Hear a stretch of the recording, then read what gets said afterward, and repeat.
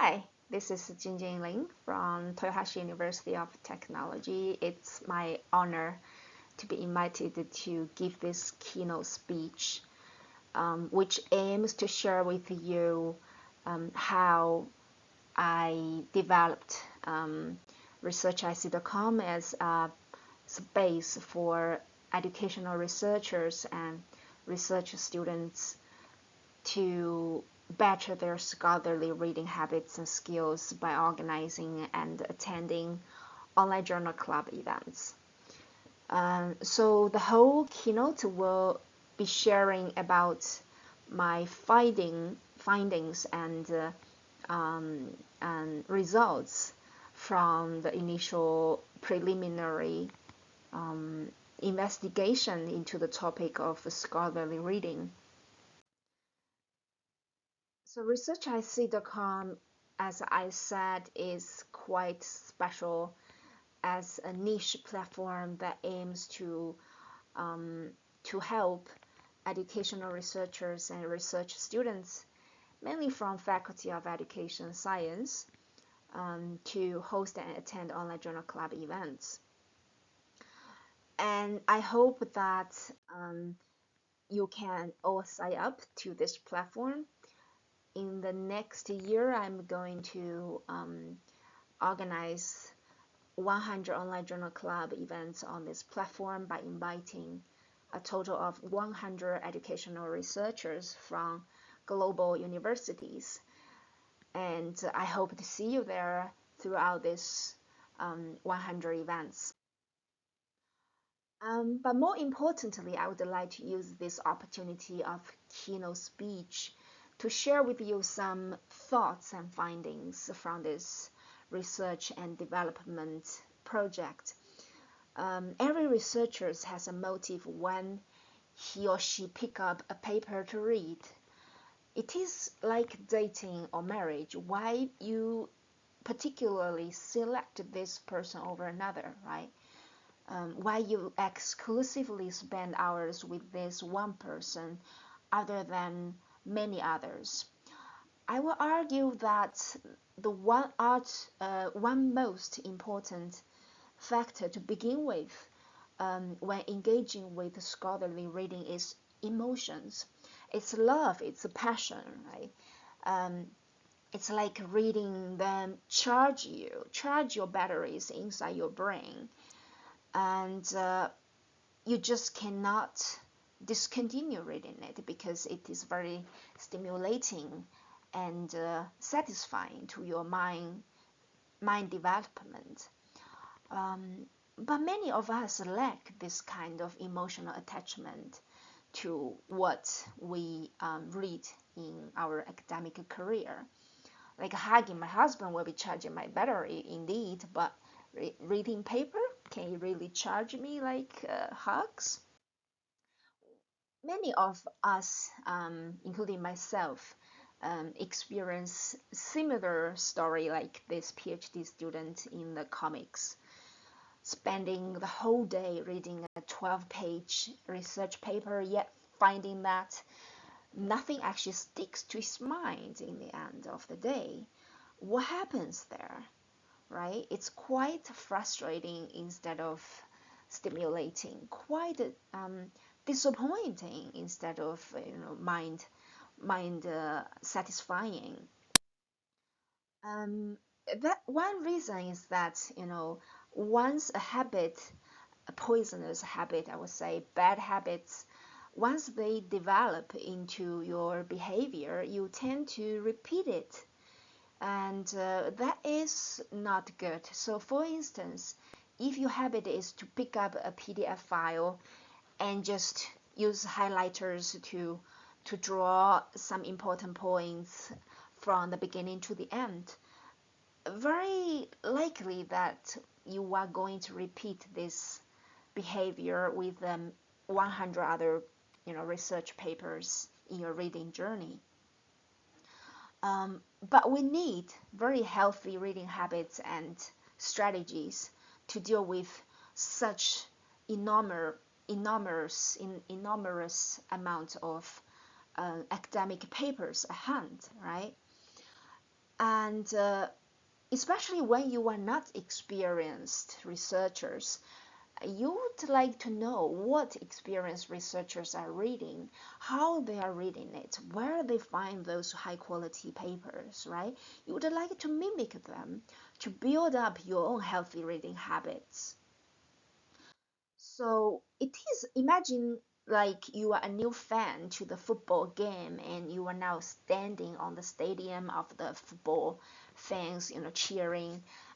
As the first step, you might want to observe who they are cheering for and what team is it, right? And at what moment they are cheering. At the beginning, you may find a little bit confused why they are cheering, but once a person explains to you why, your mind will click. And when a similar episode repeats, you are going to spontaneously cheer as well with the crowd. George Martin once said, "A reader lives 1,000 lives before he dies. The man who never reads lives only one."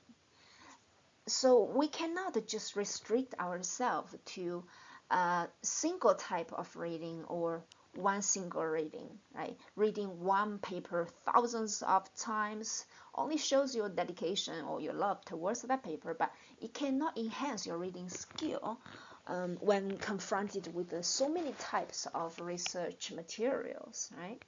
So we also need to be aware that scholarly reading is much like visiting researchers' mental space. It's You are going to see all different kinds of mental spaces. Um, the papers actually demonstrate you how a researcher actually thinks, talks, store information, argues, things like that.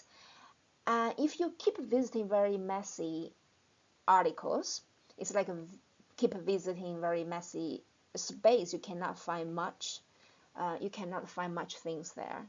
But if you keep visiting very organized, very reasonably creative mental space, you're going to be inspired every time when you visit them and eventually accumulate this experience and knowledge to become a very healthy and effective scientific reader. Therefore, it is very important to select who you read, whose work you read, whose mental space you visit. I don't know if you are familiar with the Pareto principle. This principle was proposed by an Italian economist. His name is Vilfredo Pareto in late 1890s. And the observation was that 20% of the population in Italy owned 80% of the lands back then. Later on, this principle was found to apply to many domains in life. And if we also, borrow it to the research domain, we may also argue 20% of scholars authored 80% of the most influential papers, or 20% of journals received actually 80% of the citation counts by journals in that domain. If we use this mental model, we can also look for the most cited work in our topic following Pareto principle. Let's give it a try with a small example. So I recorded a video here I'm going to show you very briefly. Using Scopus as the database, I search for e-learning as the keyword. And within the results that returned, I limited by some filter on the platform by applying, for instance, English as the language, social science as the subject, e-learning as a required keyword, and then it would narrow down the whole list to a smaller, a shorter list. Then I will sort it by the citation counts from highest to the lowest. There you go. We have a list that has the most cited work at the top of it. And And you will see that, the most cited works, mostly they actually come from one single journal called Computers and Education. Well, the same approach can be used to discover what are the most cited conference papers, which can help you to actually decide what conferences can you go to in order to meet all other e-learning researchers who publish on these topics. And the result of this is most of conference papers that got widely cited actually came from conferences that were organized by two academic associations. One was IEEE and another one is ACM. So what are the implications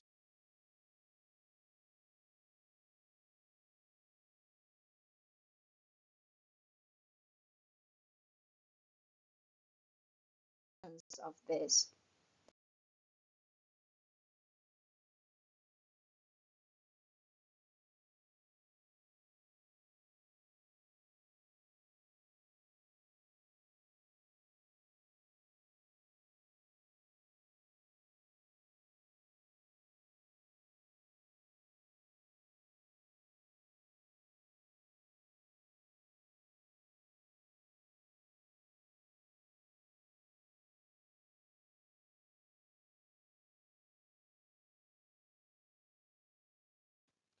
The it can actually help us to decide on some actions. One is that you become regular reader of the journal Computers and Education, and develop this habit as reading your favorite magazine.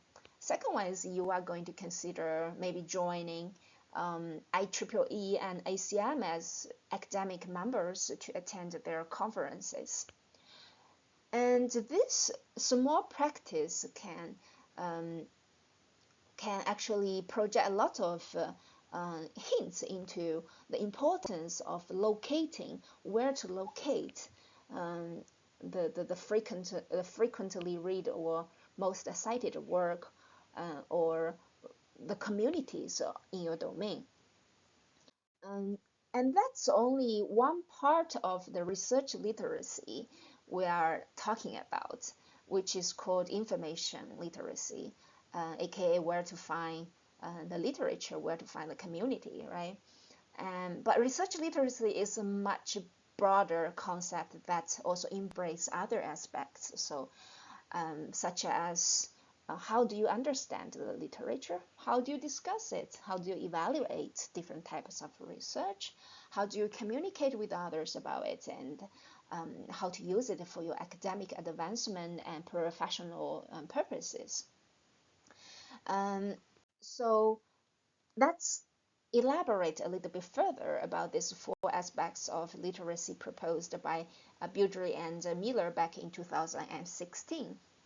The first one is information literacy, which is the ability to use resources such as electronic media and databases to locate and to retrieve research articles. The second one is verbal literacy. That's the ability to understand, discuss, and critique written texts and to communicate about them both in writing format and oral format. The third one is ability to understand and apply mathematical calculation and symbols, which is numeracy literacy. The final one is the ability to understand how to read and construct non-verbal texts such as tables and figures, which are quite frequently used format of visual representations in academic publications. What interests me in all these aspects is how can scholarly reading be executed effectively and efficiently, and how can such a process be externalized as shareable experience to the audience that needs such a training.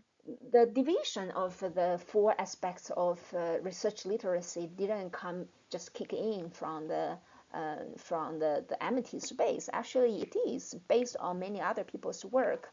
For instance, Back in 1993, Kirsch and his colleagues they delivered a report actually based on the data collected from adult literacy survey in America.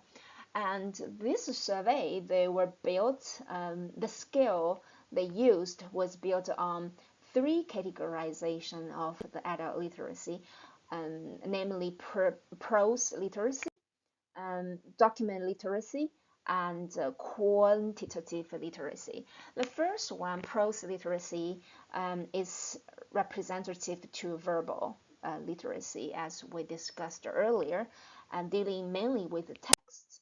The document literacy corresponding to visual literacy, dealing with charts, tables, maps, graphs, all these visual representations. Quantitative literacy deals with numeracy. So as you can see that there's a big overlapping between these two, let's say, mental models, right? And the only additional aspect of the literacy in Beardsley and Miller's work is information literacy. And why that is like such an important additional aspect in research literacy? That's because in research, it is not sitting there waiting for other people to assign you readings to digest. It is to proactively search for, to go about seeking, to make constant decisions on what to read next, right? It is to understand what is known already and discover what is unknown. And let's go back to Kirsch's work in their adult literacy scale. It's divided into 5 levels, from the lowest level 1 to the highest level 5. So for each level, they assigned a range of scores. Okay, but only not, according to the results, only 4% of U.S. adults are actually in level 5, which means they can draw high-level text-based inferences and can generate new information and insights by combining text information with their background knowledge, just as academic and journal readers do when reading such articles. Okay, so what it means that as a researcher reading scholarly papers, it requires the highest level of adult literacy. If we look deeper into this level 5 description of the prose, document, and quantitative literacy levels, you will find that it constantly requires the reader to deal with dense text, complex visual displays, and multiple operations sequentially. And often all this content come with a number of plausible distractors, and it requires specialized background knowledge. So research is, very complex process. It's not often sequential. Many steps you do in the first stage, it comes back to you again in other stages. So it is a bit like playing snake game. Okay, your snake will cross over the same place so many times you will lose the count. But in order to claim the reward, to clear the field, you need such a repetition. And research, for instance, defined by Flores, Mateo, and Agimo in 2007, they identified these 4 aspects of activities that are commonly used in research. First one is to ask an appropriate question with respect to an emerging problem. Second one is search for relevant information. Third one is evaluate and appraise evidence. The fourth one is synthesize information to draw conclusions. So a group of German scholars actually tried to also kind of divide the educational research literacy as a concept into three aspects, which are information literacy, statistical literacy, and evidence-based reasoning, which is to interpreting and critically evaluating evidence. And you can see that even though the naming are, is kind of a little bit different, but what is um, what is expressed in these models are very similar, right? They all kind of cover, you know, readers' abilities to deal with verbal, numeracy, and visual, and that requires specialized background knowledge. Um, but in our current context, in many places, reading is, even though it's so important, students often lack effective reading skills and strategies, and which actually led to their constant struggles in their academic life. Um, I mentioned about specialized background knowledge, which I also put here in the center of the graph, surrounded by verbal numeracy and visual literacy. Um, I would like to explain what is background knowledge. So it is a reader's understanding of the specific concepts, situations, and problems associated with the words encountered in the text. It is knowledge of the topic that provides readers enough understanding to make meaning and build onto what they currently know. Um, you can you can find background knowledge also in the theory of cognitive development by the Swiss psychologist Jean Piaget. He defines schema as a structure of cognitive concepts that helps us organize and interpret a vast amount of information by relating it with the previously stored information or knowledge. And that's quite important for us to learn new knowledge.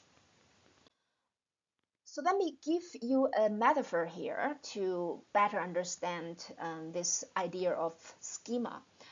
I enjoy putting Lego pieces together as my small hobby besides doing research work. When I first began playing with the Lego, I took out pieces from the box. Right away, I wanted to build them together. I just scattered all pieces on the table, and I took out the guidance book that came with the box, and I just searched for different types and colors of the pieces and trying to assemble them, following the steps in the guidance book. But when you have such a mass of different Lego pieces in front of you, your brain and your eyes need time to judge what piece what piece is needed, right, from this mess, and it's quite time consuming and exhausting.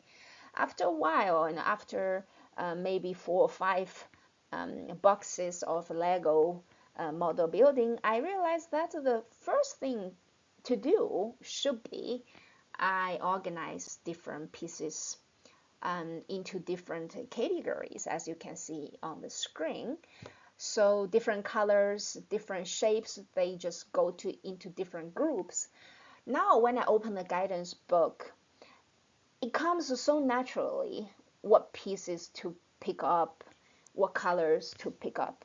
My brain doesn't need to decide anymore that intensively, from the mess. Now I have a system of pieces, right there, laid on the table. It becomes much, much more convenient. And that little system there I lay on the table is a schema. Okay, that's a schema there. And building research literacy is very much like building a Lego model. You need to use different Lego pieces, being verbal, numeracy, or visual. Each piece has its own color and shape, but it's the schema that will make assembling all of them together easier, faster, and sensible. Remembering this experience that I mentioned earlier, one likely reason is this guy doesn't have a schema or doesn't have a sufficient schema. So although he reads the paper from the beginning to the end, without a proper schema in place, those new information just doesn't stick, right? It just escape his memory, his attention. So, but it's very important for human brain to comprehend new information based on their existing knowledge. That's why it is much more difficult to memorize a long, boring, random number when compared to remembering the plot of a long novel. We need a schema to actually make sense of the new information. That's why when we are reading a research journal article, it is important to have a schema as well in place, which can help you, grasp the newly acquired information into this system. You constantly comparing them and merge the newly acquired data or information or facts into your own schema. So to develop a schema, to develop a healthy schema, you need to constantly evolve your relational strategy with research publications. So what is relational strategy? It is what fixes the multi-stability of a given artifact to a specific stability. So over time, past experiences have this um, tendency to embody the habit of yours into your experience. So when you deal with these artifacts, you tend to repeat these behaviors. In the context of reading scholarly papers, we can easily replace relational strategy with reading habits. So if your reading habit is to pick up the PDF file and annotate it right away from beginning to the end, you probably will repeat this behavior, right?